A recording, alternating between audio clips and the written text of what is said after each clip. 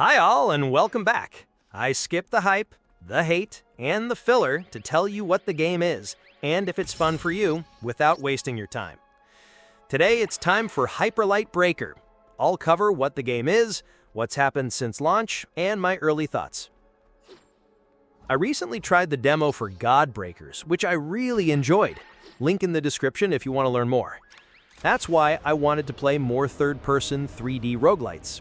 There aren't many yet, and I tried Hyperlight Breaker at launch, and honestly, I didn't like it at all. I liked it so little that I didn't even cover it. Since I like to focus on positivity, there's already enough hate on YouTube. That said, Godbreakers isn't out yet, and I've got a taste for more. Since they've patched Hyperlight Breaker quite a bit, I figured, why not give it another try? So here we are. For those who don't know, Hyperlight Breaker is an open-world roguelite where you dive into big procedurally generated biomes called the Overgrowth.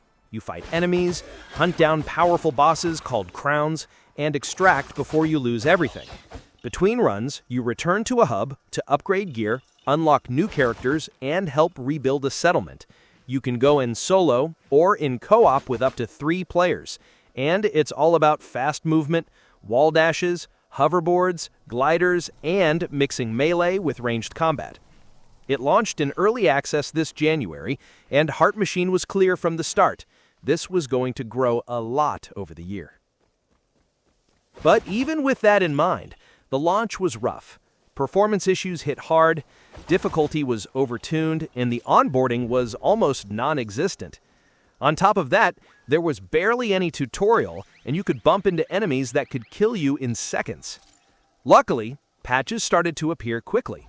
The first hotfix added proper graphics settings, like V-Sync, resolution scaling, and more detail controls, plus sensitivity sliders, better default health for characters, and fixes for a bunch of crashes and control issues. Performance got a big boost on low-end PCs and Steam Deck, making it actually playable for more people. This made a big difference. Performance was horrendous for me before, but now I have no issues. Be careful though, your experience might be different. Then came the big Buried Below update. This was massive. A new tutorial with a full intro cinematic, a new crown boss called the Maw, a new playable breaker named Rondo with unique bleed and mark perks, and new melee weapons like the Gloom Shiv and Dreamblade. The whole run structure shifted to a proper 1 life per cycle system. Lose all your HP, and it's back to the hub, and Bright Blood became your main run currency. Gear durability was scrapped, medkits trigger automatically, and the old danger meter was replaced with a world rank system that scales enemies as you progress.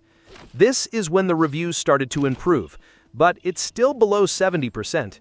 February's update added another new breaker, Ravona, more weapons, new enemies, omnidirectional parries, rebalanced loot drops, and AI tweaks so you're less likely to get instantly swarmed. And looking ahead, July's update will bring another crown boss, a new ranged weapon type, a new breaker, plus a difficulty system rework, and more mods and EXEs later in the summer. So it's still a bit rough around the edges, but it has improved a lot. A big question is if they can push it to the level of 80 to 90% positive. But it's early access, so let's see. And this time I will check back in, because I do like this a lot more now. The combat still feels a bit rough, and I got stuck a few times in weird spots, but overall, I see what they're trying to do. The extraction mechanic combined with the settlement adds an extra risk-reward layer on top of the normal roguelite loop, and that keeps it fresh for me. So, yes, I'm excited to play more now. That was it. If you like videos that do not waste your time, then please consider to like and subscribe regardless. Thank you so much for watching, and I hope to see you in the next one.